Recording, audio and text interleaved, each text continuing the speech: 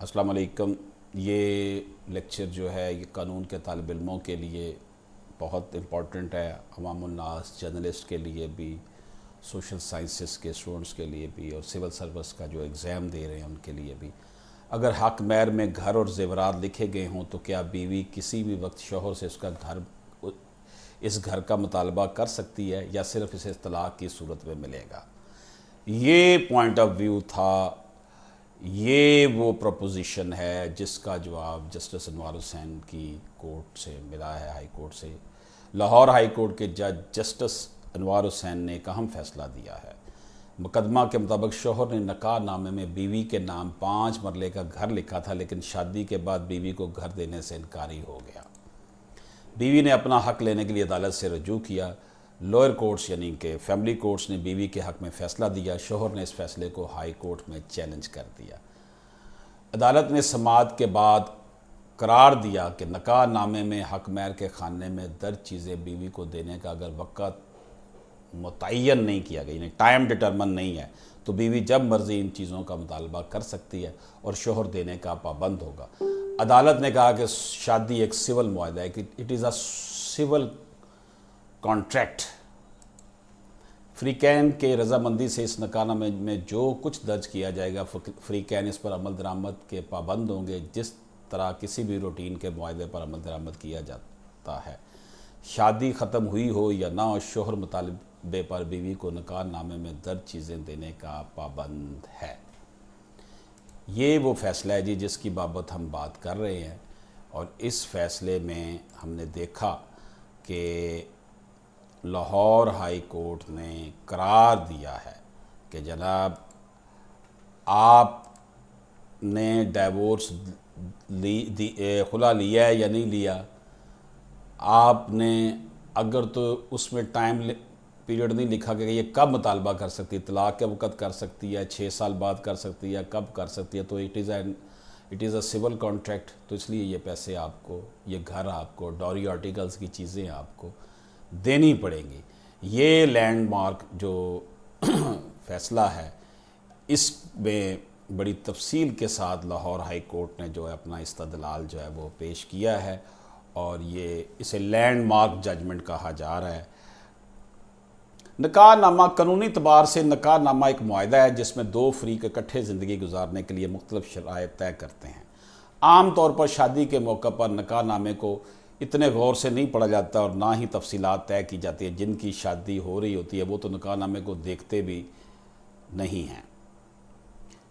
کسی گھر کے بڑے اور کبھی نکاح خواہ کا ہی نکاح نامے پر کرنا کیوں ضروری ہے؟ نکاح نامہ غور سے پڑھنا کیوں ضروری ہے؟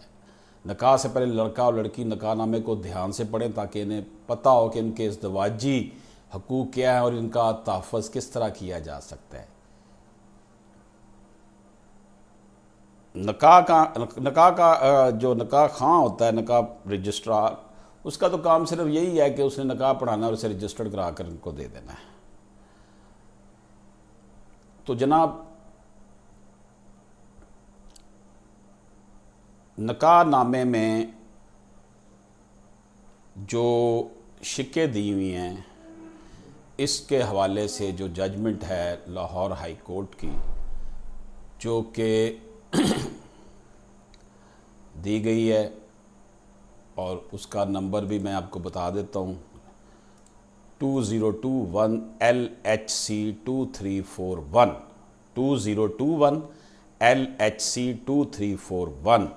یہ ڈیسیژن کی ڈیٹ ہے 14/6/2021، 14/6/2021 کا فیصلہ ہے آپ، لیکن یہ ڈیسیژن ڈیٹ ہے، لکھا جج صاحب نے بعد میں ہے، 2-3 دن پہلے ہی یہ لکھا گیا ہے، اس لیے فوراً ہی آپ کی خدمت میں ہم پیش کر رہے ہیں۔ لاہور ہائی کورٹ نے قانونی نقطہ طے کر دیا کہ حق مہر میں لکھی گئی ہر چیز شوہر بیوی کو دینے کا پابند ہوگا۔ جسٹس انوار حسین نے تاریخی فیصلہ سنا دیا کہ حق مہر میں لکھی گئی کسی بھی چیز سے شوہر کو استثناء نہیں دیا جا سکتا۔ ہائی کورٹ نے حق مہر میں لکھا گیا 5 مرلے کا گھر بیوی کو دینے کا ٹرائل کورٹ کا فیصلہ کالعدم قرار دینے کے لیے شوہر کی اپیل مسترد کر دی۔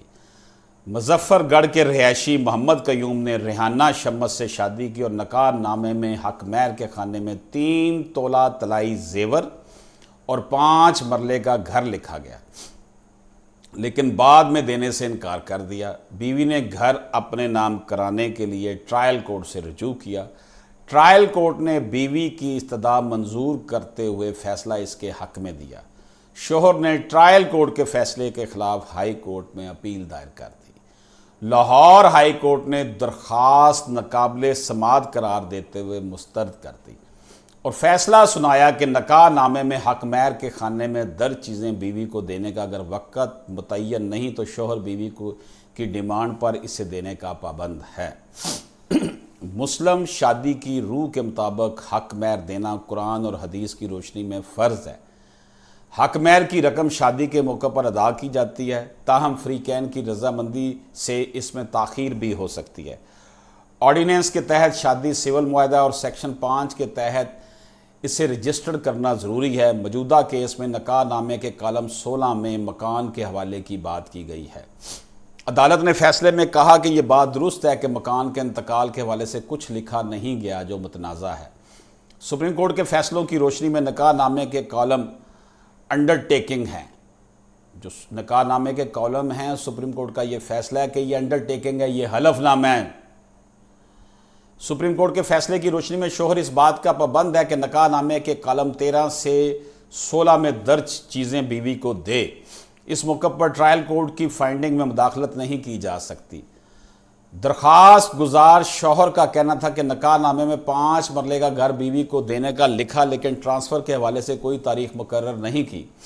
دونوں پارٹیز کے درمیان شادی ابھی بھی قائم ہے۔ عدالت ٹرائل کورٹ کا فیصلہ کالعدم قرار دینے کا حکم دے۔ دوسری جانب خاتون کے وکیل نے مسلم فیملی لا آرڈیننس کے سیکشن 10 کا حوالہ دیا اور ٹرائل کورٹ کا فیصلہ برقرار رکھنے کی استدعا کی تھی۔ تو جناب یہ صورتحال ہے، لاہور ہائی کورٹ نے یہ فیصلہ دیا ہے اور یہ فیصلے کا جو آغاز کیا گیا ہے اس میں یہ لکھا گیا ہے، at the time of marriage give the women their daughters willingly as an obligation, but if they by their own free will give up to you a portion of it, then you may enjoy it with pleasure۔ یہ قرآن پاک کا تذکرہ ہے۔ The petitioner, namely Muhammad Qayyum Anjam, who is petitioner, was married to respondent number 3, namely Rehanah Shammas, and their nikah nama shows terms and condition of their marriage. The respondent instituted suit for recovery of dower, maintenance allowance, dowry articles, and dissolution of marriage, which, except to the extent of dissolution of marriage, was decreed by the learned family court۔ Dissolution of marriage تو نہیں، باقی چیزیں جو ہے وہ degree ہو گئی۔ The appeal was preferred by the petitioner against the judgment and decree dated 16/7/2011, which was also dismissed by the learned additional district judge Muzaffar گڑھ میں ڈسٹرکٹ جج کے پاس بھی اس نے اپیل کی، لیکن وہ بھی ڈسمس ہو گئی۔ The concurrent findings of learned courts below have been assailed through the instant constitutional petition. Learned counsel for the petitioner submits that he is aggrieved of the impugned judgment only to the extent of grant of dower، یعنی کہ حق مہر کے حوالے سے اس نے آواز اٹھایا۔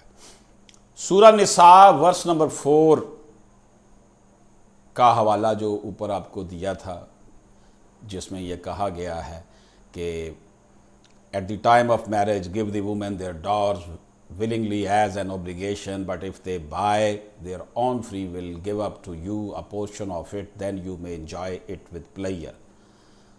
تو جناب اس کا فیصلہ جو ہے نا، 5 مرلہ گھر جس کے 2 کمرے situated in محلہ شیخو پورہ مظفر گڑھ and does not challenge the validity of impugned judgment to the extent of maintenance allowance as already expressed by him before this court on 14/3/2018۔ The learned counsel for the petitioner contends that since the terms and condition of their marriage related to transfer of house, referred above is shown in column 16. The same is in the nature of deferred dower and the marriage of the party is still intact.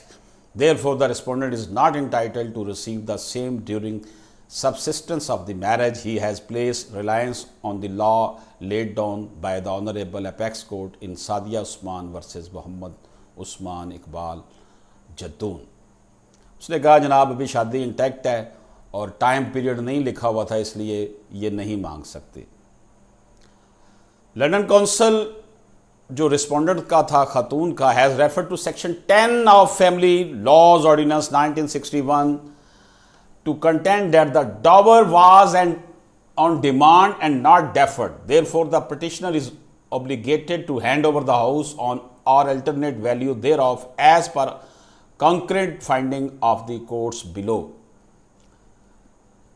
आगे अदालत क्या कहती है जी? The moot point in the instant suit is to examine how various columns of the Nikah-Nama deal with the dower and its kind, keeping in view the scope of section 10 of the ordinance and in the light of the examination thereof, whether in the instance case house referred against column number 16 of the Nikah-Nama constituted part of prompt or deferred dower of the respondent. In the context of Muslim marriage, dower is an obligation under Holy Quran and Hadith. It is the amount of some monetary value to be paid by the husband to the wife at the time of marriage, part of which can be delayed or deferred according to what has been agreed between the party. It may be specified or unspecified. When the dower is unspecified, it would still be an obligation and the law will award it on the demand of the wife. In such case, the amount would be determined keeping in view factors such as dower of the females of her class or her father's family, the financial position of the groom, the social status of the bride. अगर तो नहीं लिखा फिर देखा जाएगा कि दोनों की माली हालत क्या है और उससे पहले जो इस फैमिली में शादियां हुई हैं उसमें कितना लिखा गया है। Similarly, there is no upper limit for the fixation of dower in Islam. हक महर लिखने की कोई लिमिटेशन नहीं है। ये शादी रजिस्टर्ड हुई, अब इसमें जो कॉलम नंबर 13 से 16 तक है उसमें महर की रकम 11 में लिखी होती है। महर की कितनी मौजल और कितनी गैर मौजल है, आया महर का कुछ हिस्सा शादी के मौके पर अदा किया गया, अगर किया गया तो किस कदर, आया पूरे महर या इसके किसी हिस्से के एवज़ में कोई जानबदारी दी गई है, अगर दी गई है तो इस जायदाद की सराहत और उसकी कीमत फ़रीक़ैन के माबैन तय पानी है। Here is relevant for the present purpose to the wording column of number 13 to 16 of the Nikah-Nama. In column number 13, the word rakam, amount, has been now used. Column number 14 also use the word rakam, amount, whereas column number 15 and 16 use the word mahr, dower. That also reveals the intention of the legislator with regard to amount of dower which can be incorporated and settled by the parties under column number 13 and 14 and other valuable as dower under column number 15 and 16. Entries in column number 13 to 16 together become dower overall. Thus, entry in the column number 13 of the Nikah-Nama is to contain the amount of dower. Entry 14 shows the breakup of the such amount of dower spelled out by the parties by virtue of entry under column number 13 into prompt and deferred, whereas entry in column 15 may contain anything given or paid out the amount shown under entry 13 or in addition thereto formatting as part of the dower overall. तो जनाबे वाला honourable court ने जो फैसला दिया है वो हमने आपकी खिदमत में पेश कर दिया है और ऑनरेबल कोर्ट का ये फैसला है कि जनाब अगर हक महर में घर और जेवरात लिखे गए हों तो बीवी किसी भी वक्त शोहर से इससे घर का मुतालबा कर सकती है और इस हवाले से जो फैसला लाहौर हाई कोर्ट ने दिया है وہ ہم نے آپ کی خدمت میں ڈیٹیل کے ساتھ پیش کیا ہے. اس کے انگریزی میں جو فیصلہ دار انگریزی میں لکھتے ہیں ہائی کورٹ کے ججز، وہ بھی تھوڑا سا پیش کیا ہے اور اس کو ایکسپلین کرنے کی بھی کوشش کی ہے. امید ہے کہ اس طالب علم کی یہ کوشش آپ پسند فرمائیں گے. اور آپ سے یہ بھی گزارش ہے کہ آپ ہمارا یوٹیوب چینل اگر آپ نے ابھی تک سبسکرائب نہیں تو اسے سبسکرائب فرما لیں. اجازت دیجیے، اللہ حافظ.